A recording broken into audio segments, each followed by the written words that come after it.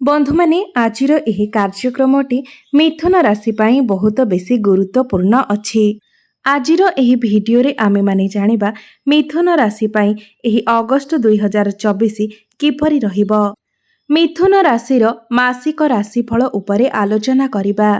मिथुन राशिर व्यक्ति विशेष मानक पाई अगस्त मासटी किपरि रहिबो संपूर्ण रूपरे आमे सेही विषयरे आलोचना करिबा। मिथुन राशिर स्वास्थ्य, शिक्षा, प्रेम, वैवाहिक जीवन, भाग्य, क्यारियर एवं व्यापार वाणिज्यर स्थिति एही अगस्त मासरे किपरि रहिबो से विषयरे विस्तार रूपरे आलोचना करिबा। नवग्रहंकर स्थिति मध्य देखिबा। नवग्रह केउं प्रकारर फल देबारे सक्षम हेबे। शेषरे अशुभत्व प्रदान करुथिबा ग्रहमानंकर किछि विशेष प्रतिकार विषयरे मध्य जानिबा।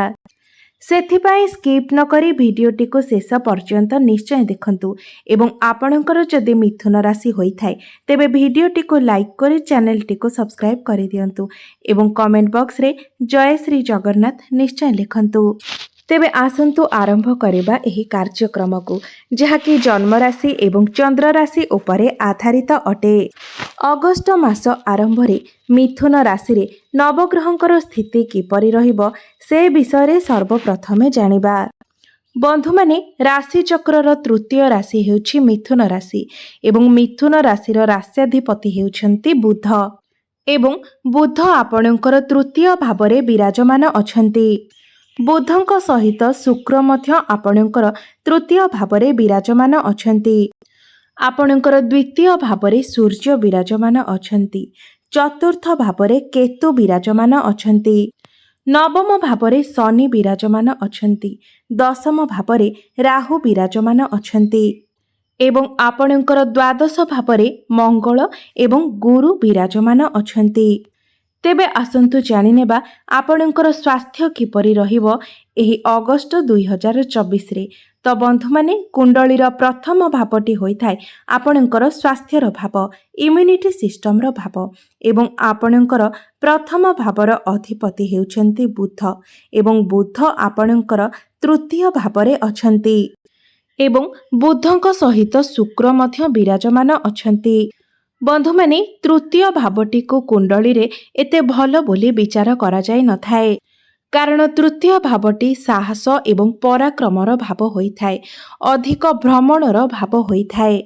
सेथिपाई आपण एही अगस्त मासरे टिके थक्कापण भली समस्यार सम्मुखीन होई पारंती। अधिक यात्रा करिबा फलरे, भ्रमण करिबा फलरे एवं अधिक परिश्रम करिबा फलरे आपण थक्कापण भली समस्या भोगी पारंती एवं शुक्र सहित मध्य बुधଙ୍କ सहित अछंती एवं शुक्र हेउछंती आपणकर पंचम भावर अधिपति। पंचम भावटी होइथाय आमर पेटर भाव, पाकस्थलीर भाव। तो एही मासरे आपणकर पेट जनित किछि समस्या देखा देई पारे। गैस भली समस्या देखा देई पारे। स्किन इन्फेक्शन भली समस्या देखा देई पारे। स्किन रिलेटेड प्रॉब्लम आपणकर देखा देई पारे। सेथिपाई आपण निजर खाद्यपेय उपरे नियंत्रण रक्षा करंतु। बाहर खाद्यरु वंचित रुहंतु। जेते पारिबे बाहर खाद्य को अवॉइड करंतु। तो यह केवल 22 अगस्त पर्यंत अछि। 22 अगस्त परे आपणकर स्वास्थ्य रे सुधार आसीबो। 22 अगस्त परे बुध वक्री हेबे। एबे आसंतु जानिबा आपणकर शिक्षा क्षेत्र किपरि रहिबो एही अगस्त 2024 रे। तो बंधु माने आपणक कुंडलीर पंचम भावटी होइथाय शिक्षार भाव एवं आपणकर पंचम भावर अधिपति हेउचंती शुक्र। शुक्र आपणकर तृतीय भावरे विराजमान अछंती। बंधु माने एही मासरे आपणकर पाठपढ़ार स्थिति भल तो रहिछि, मात्र तृतीय भावटी ऑनलाइन रो भाव होइथाय, डिजिटल भाव होइथाय। तो समय समय आपणकर मन पाठ पढ़ारु हटी एही ऑनलाइन एवं डिजिटल लाइन आड़को जाय पारे। आपण मोबाइल लैपटॉप रे अधिक गेम इत्यादि खेली पारंती। आपणकर मन विचलित होई पारे। पाठ पढ़ारे आपणकर मन न लागि पारे। मोबाइल आड़को आपणकर मन अधिक आकर्षित होई पारे। ତ ସେଥିପାଇଁ ଆପଣ ନିଜ ମନ ଉପରେ ନିୟନ୍ତ୍ରଣ ରକ୍ଷା କରିବା ପାଇଁ ଚେଷ୍ଟା କରନ୍ତୁ। ମନକୁ ନିଜର ଆୟତ୍ତରେ ରଖି ପାଠ ପଢ଼ାରେ ଅଧିକ ସମୟ ଦେବା ପାଇଁ ଚେଷ୍ଟା କରନ୍ତୁ। 25 ଅଗଷ୍ଟ ପରେ ବୁଧ ଏବଂ ଶୁକ୍ର ଆପଣଙ୍କର କେନ୍ଦ୍ରକୁ ଆସିଯିବେ। ତ 25 ଅଗଷ୍ଟ ପରେ ଆପଣଙ୍କର ପାଠପଢ଼ା ବହୁତ ଭଲ ରହିବ। ଯଦି ଆପଣଙ୍କର କୌଣସି ଏକ୍ଜାମ ଅଛି ତ 25 ଅଗଷ୍ଟ ପରେ ସମୟ ଆପଣଙ୍କ ପାଇଁ ବହୁତ ଭଲ ରହିବ। ଯଦି ଆପଣ କୌଣସି ନୂତନ ଆଡମିସନ ନେବା ପାଇଁ ଚାହୁଁଛନ୍ତି, ଫର୍ମ ଫିଲ୍ଅପ୍ କରିବା ପାଇଁ ଚାହୁଁଛନ୍ତି, ଉଚ୍ଚଶିକ୍ଷା କରିବା ପାଇଁ ଚାହୁଁଛନ୍ତି, ତେବେ 25 ଅଗଷ୍ଟ ପରର ସମୟ ଆପଣଙ୍କ ପାଇଁ ବହୁତ ଭଲ ରହିବ। ତ ମୋଟାମୋଟି ଭାବରେ ଦେଖିବାକୁ ଗଲେ ଏହି ମାସରେ ଆପଣଙ୍କର ଶିକ୍ଷା କ୍ଷେତ୍ର 70% ଭଲ ରହିବ। ଏବେ ଜାଣିବା ଆପଣଙ୍କର ପ୍ରେମ ଜୀବନ କିପରି ରହିବ ଏହି ଅଗଷ୍ଟ 2024ରେ। ତ ବନ୍ଧୁମାନେ, ଆପଣଙ୍କର ପଞ୍ଚମ ଭାବଟି ଶିକ୍ଷାର ଭାବ ହେବା ସହିତ ପଞ୍ଚମ ଭାବଟି ମଧ୍ୟ ହୋଇଥାଏ ପ୍ରେମର ଭାବ ଏବଂ ସନ୍ତାନର ଭାବ। ଏବଂ ଆପଣଙ୍କର ପଞ୍ଚମ ଭାବର ଅଧିପତି ହେଉଛନ୍ତି ଶୁକ୍ର ଏବଂ ଶୁକ୍ର ଆପଣଙ୍କର ତୃତୀୟ ଭାବରେ ବୁଧଙ୍କ ସହିତ ବିରାଜମାନ ଅଛନ୍ତି। ବନ୍ଧୁମାନେ, ଏହି ମାସରେ ଆପଣଙ୍କର ପ୍ରେମ ଜୀବନ ବହୁତ ଭଲ ରହିଛି। ଆପଣ ଦୁଇ ଜଣଙ୍କ ମଧ୍ୟରେ ତାଳମେଳ ଭଲ ରହିବ। ଭଲ ପାଇବା ବଢ଼ିବ। ଆପଣଙ୍କର ଭ୍ରମଣର ଯୋଗ ମଧ୍ୟ ରହିଛି। ଆପଣ ଦୁଇ ଜଣ ଏକାଠି କୌଣସି ସ୍ଥାନକୁ ବୁଲିବାକୁ ଯାଇପାରନ୍ତି। ଆପଣଙ୍କ ମଧ୍ୟରେ ବଣ୍ଡିଂ ଭଲ ରହିବ, ଅଣ୍ଡରଷ୍ଟାଣ୍ଡିଂ ଭଲ ରହିବ ଏବଂ ପୂର୍ବରୁ ଯଦି ଆପଣଙ୍କ ମଧ୍ୟରେ କୌଣସି ସମସ୍ୟା ଚାଲିଥିଲା ତେବେ ସେ ସମସ୍ୟାର ମଧ୍ୟ ସମାଧାନ ହୋଇଯିବ। ଏବେ ଜାଣିବା ଆପଣଙ୍କର ବୈବାହିକ ଜୀବନ ଅର୍ଥାତ୍ ଆପଣଙ୍କର ଦାମ୍ପତ୍ୟ ଜୀବନ କିପରି ରହିବ ଏହି ଅଗଷ୍ଟ 2024ରେ। ତ ବନ୍ଧୁମାନେ, କୁଣ୍ଡଳୀର ସପ୍ତମ ଭାବଟି ହୋଇଥାଏ ବୈବାହିକ ଜୀବନର ଭାବ, ଆପଣଙ୍କ ଜୀବନ ସାଥୀର ଭାବ। ସପ୍ତମ ଭାବର ଅଧିପତି ହେଉଛନ୍ତି ଦେବଗୁରୁ ବୃହସ୍ପତି ଏବଂ ଗୁରୁ ଆପଣଙ୍କର ଦ୍ୱାଦଶ ଭାବରେ ମଙ୍ଗଳଙ୍କ ସହିତ ବିରାଜମାନ ଅଛନ୍ତି। ତ ବନ୍ଧୁମାନେ, ଏହି ମାସରେ ଆପଣଙ୍କର ବୈବାହିକ ଜୀବନ ଭଲ ରହୁନାହିଁ, କାରଣ ଦ୍ୱାଦଶ ଭାବଟିକୁ କୁଣ୍ଡଳୀରେ ଭଲ ବୋଲି ବିଚାର କରାଯାଇନଥାଏ। ଦ୍ୱାଦଶ ଭାବଟି ଲସ୍ର ଭାବ ହୋଇଥାଏ, ହସ୍ପିଟାଲର ଭାବ ହୋଇଥାଏ। ଏହି ମାସରେ ଆପଣଙ୍କର ବୈବାହିକ ଜୀବନରେ ମନାନ୍ତର, ମତଭେଦ ଦେଖା ଦେଇପାରେ। ସମୟ ସମୟରେ ଆପଣଙ୍କ ମଧ୍ୟରେ କଳି ଝଗଡ଼ା ମଧ୍ୟ ହୋଇପାରେ। ଆପଣଙ୍କର ଲାଇଫ ପାର୍ଟନରଙ୍କର ସ୍ୱାସ୍ଥ୍ୟରେ ସମସ୍ୟା ଦେଖା ଦେଇପାରେ। ତାଙ୍କର କ୍ୟାରିୟରରେ ମଧ୍ୟ କିଛି ସମସ୍ୟା ଦେଖା ଦେଇପାରେ। ସେଥିପାଇଁ ଆପଣ ଏହି ମାସରେ ନିଜର ବୈବାହିକ ଜୀବନ ପ୍ରତି ବିଶେଷ ଧ୍ୟାନ ଦିଅନ୍ତୁ ଏବଂ ଏଥିପାଇଁ ଉପାୟ ମଧ୍ୟ ନିଶ୍ଚିତ ଭାବରେ କରନ୍ତୁ। ଉପାୟ ଆମେ ଭିଡ଼ିଓ ଶେଷରେ ଜାଣିବା।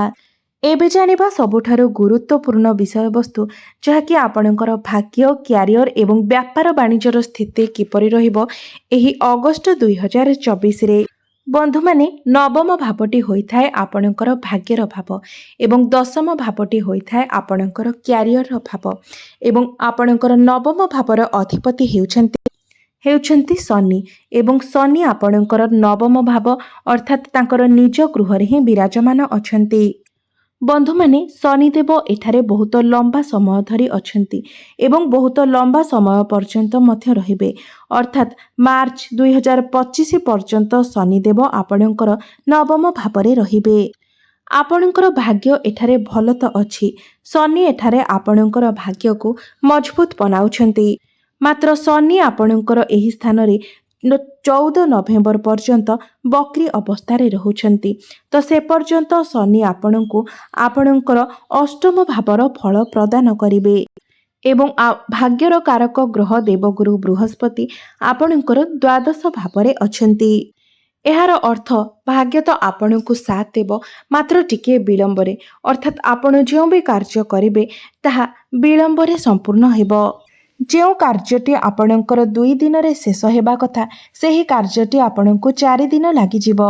ସମସ୍ତ କାର୍ଯ୍ୟଗୁଡ଼ିକ ଆପଣଙ୍କର ବିଳମ୍ବର ହୋଇପାରେ, ମାତ୍ର କାର୍ଯ୍ୟଗୁଡ଼ିକ ନିଶ୍ଚିତ ଭାବରେ ହେବ। ବୁଧ ଏବଂ ଶୁକ୍ର ଆପଣଙ୍କର ଭାଗ୍ୟ ସ୍ଥାନକୁ ଦେଖୁଛନ୍ତି। ତ ଯଦି ଆପଣ କୌଣସି ବଡ଼ ଇନଭେଷ୍ଟମେଣ୍ଟ କରିବା ପାଇଁ ଚାହୁଁଛନ୍ତି, କୌଣସି ଜିନିଷ କ୍ରୟ ବିକ୍ରୟ କରିବା ପାଇଁ ଚାହୁଁଛନ୍ତି କିମ୍ବା କୌଣସି ବଡ଼ କାର୍ଯ୍ୟର ଆରମ୍ଭ କରିବା ପାଇଁ ଚାହୁଁଛନ୍ତି, ତେବେ ତାହା ଆପଣ 22 ଅଗଷ୍ଟ ପୂର୍ବରୁ କରିନିଅନ୍ତୁ।